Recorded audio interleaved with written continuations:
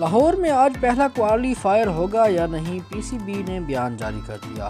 مزید ویڈیو شروع کرنے سے پہلے اگر آپ ہمارے یوٹیوب چینل کے اوپر نئے ہیں تو چینل کو سبسکرائب کرنا مت بھولیں، ویڈیو کو لاسٹ تک ضرور دیکھیں، ایک لائک بھی ضرور کر دیں۔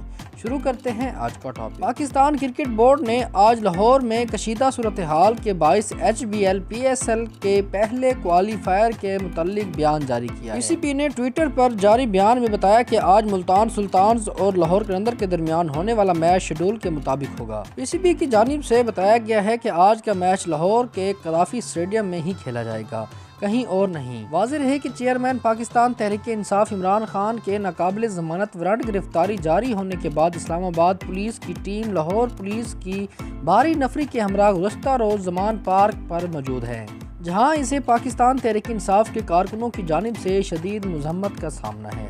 اگر آپ کو ہمارا آج کا ٹاپک اچھا لگا تو ویڈیو کو لائک کرنا مت بھولیں اور چینل کو سبسکرائب کرنا بھی مت بھولیں۔